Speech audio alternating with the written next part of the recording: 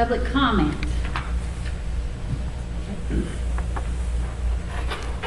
I know I'm not on the agenda or anything. Of course, you all know we've had a problem with the East Elementary or the West Elementary's dismissal plan. I'm here just on behalf of the city or as the police department. We received an email from Mr. Armstrong today with the contact information of the gentleman down in Frankfurt, Roy Prince. I understand he's the one we need to contact. Well, he's the contact person for transportation for all the KDEs, and would I'm sure glad to be able to provide just a little bit. Yeah, we're just trying to work something out to where the parents are happy, where they can pick their kids up, and we're not getting complaints every day about the parking or people standing there blocking the intersections. We're just trying to remedy the problem, you know, and I appreciate any support y'all can give us to help us out. The city would be grateful, but I know the police officers would be tremendously grateful. Sure. And I appreciate you coming tonight.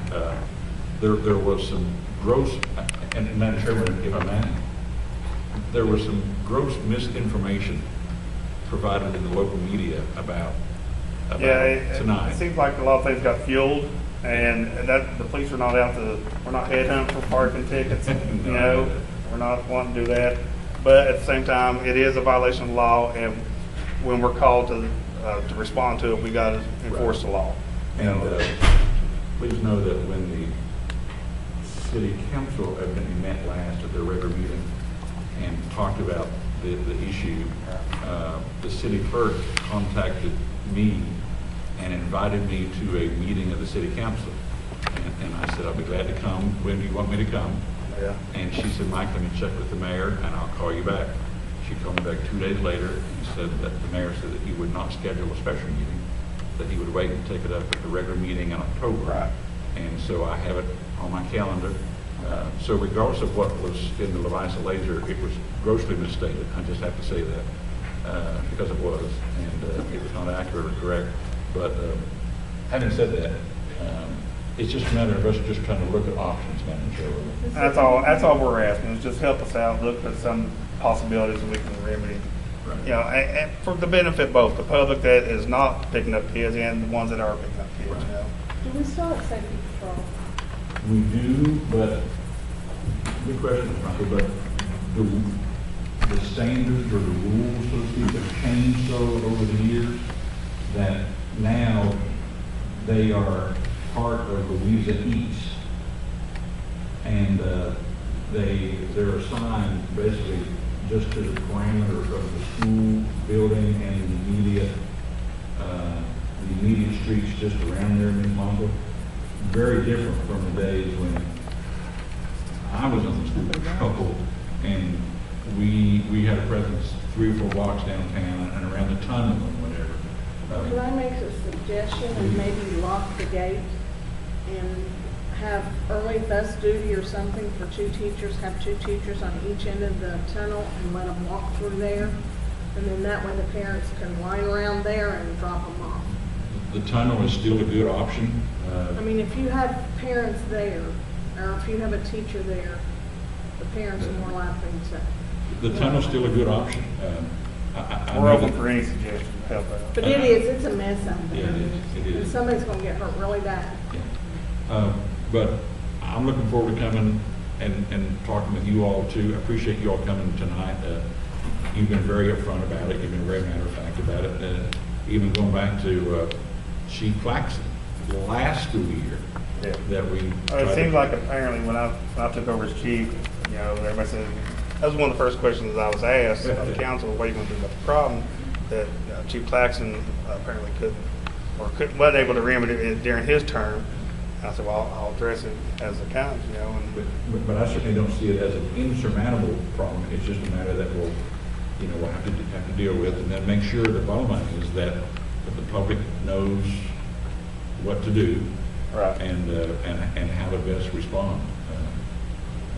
And together, we can do that. I'm sure as a community we can work it out to where everybody is happy about picking their kid up. But at a reasonable location, and then the traffic can still function through town. 'Cause that is a busy time of the day It is very through good. Louisiana. Something I was wondering about, I don't know if this is even possible, would it be possible for you all to, from what time they start lining up, about, I've seen them out there as early as 2, 1:45 is our earliest I've seen. really, of directing traffic not to turn in that way from 2 to maybe 3 o'clock. From which way? To go, coming down into town there where they're lined up, instead of just pushing them on through and letting them come in the lower end of town. I mean, directing them that way. That's a state right of way, that's a So state you route. can't do it. We'd have to get permission from the state to detour it every day. There'd be no way we could do that. I don't. And plus, we don't have the manpower. During the day, during that time, other than 2 days a week, usually just one officer's out during that hour. Are the buses let out at the same time is everybody let out at the same time now? The two downtown schools, Louisa East and Louisa West, they both start and then they switch. Well, because it used to be the bus kids went first and the town kids Yes. and the pickup kids stayed Yeah. until the buses were gone. Yes, and that's how it still is, Ms. Michael. Is it? Yes. Have you had any problems with the east? There is a similar problem with the east. The traffic backs up along the Jefferson Street. It comes down Locke Avenue. A lot of the residents down there have complained that they can't get to their homes. I wasn't aware, but apparently I was advised that last year or a couple years ago there was an ambulance trying to get down through there, and they had some problems. That's also an issue. I got caught in that. And Yeah. it was, And I understand that the school's kind of, unless you're going to spend tons of money, you can't put in turn lanes everywhere or parking lots to accommodate everything. But hopefully, I'm asking your assistance to help resolve this. That way, because when we get called as a police officer, we've got a duty to enforce the law, And if we don't, then somebody gets hurt, the liability falls back on us, But I made a lot of parents mad, but we try to not do that. But sometimes you got to, I guess. But again, I think that the climate is right. The climate is right for us to come to an agreement. And there's no underlying issues other than just putting our heads together and coming up with a good solution. Looks like the time it's gonna have to be a solution now. I went by the other day, today to look at it, and the town looks fine. I mean, Yeah. it's And- clean and everything. I may mention, Madam Chairman, I don't remember, right when school started, I had a couple of people who talked about the water had sunk down there on the sidewalk. And I went down with my hoe and thought I could fix it, but I couldn't. So I called the mayor's office, and the very next day, they were very responsive and went up and had gravel put in. That's maybe something that y'all can work out with the city street workers, share the clean it up. responsibility of keeping the maintenance up on it. 'Cause I don't know, the city, at first, when I approached them, they said, well, that's state highway, and I contacted them, they said, no, we took the tunnel over to the city, back in whenever, That's what I was kind of faced with there for a while. But it is in good shape. It's sound. It's just stood the test of time of, what, 40 plus years.